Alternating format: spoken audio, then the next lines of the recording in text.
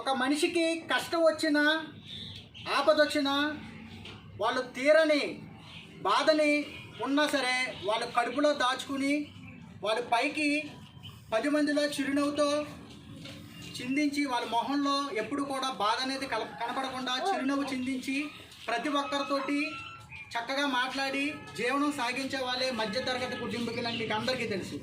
Kichu army సభ్యులందరికీ నమస్కారం. ఈరోజు మనం సిద్ధార్థ నగర్లో ఉన్నాము, క్వారీ మార్కెట్ దగ్గర. ఈరోజు అక్టోబర్ 23వ తారీఖు.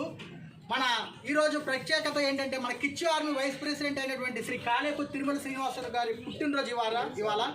ఆయన ఎక్స్ ఆర్మీ కూడా, ఆయన మీకు అందరికీ తెలుసు. కిచ్చు ఆర్మీలో ఆయన కీలక సభ్యుడు. ఈ రోజున ఆయన పుట్టినరోజు సందర్భంగా ఒక 5 వృద్ధులకి ఈ రోజున మనం చేయదలుచుకుంటున్నాం. ఒకటి, ఈవిడ పేరు తెలియదు కానీ ఈవిడికి 2 కొడుకులు ఉన్నారు. 2 కొడుకులు ఈ వృద్ధురాలను వదిలేశారు. ఈవిడి ఆ బాధని కడుపులో దిగమింగుకుని ఈవిడ జీవనం కొనసాగిస్తుంది. అలాగే వీళ్ళు కూడా వీళ్ళ వృద్ధాప్యంతో వాళ్ళ ముందరికి వాళ్ళ జీవనం కొనసాగించడానికి ఎంతో కష్టపడుతున్నారు.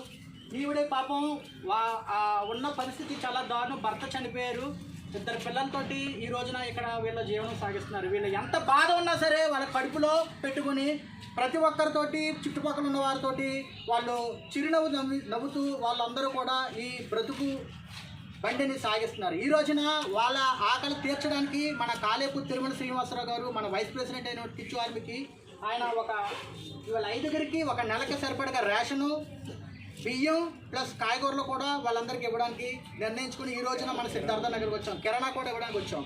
ఈ సందర్భంలో మన కిచ్చు ఆర్మీకి ట్రెజరర్ అయినటువంటి, చీఫ్ అడ్వైజర్ అయినటువంటి శ్రీ డాక్టర్ రాంబాబు గారు, అలాగే మన సెక్రటరీ శ్రీ పట్ట కిషోర్ గారు, అలాగే మన అడ్వైజర్ ఒంటిముక్కల సోమశేఖర్ గారు కూడా వచ్చారు.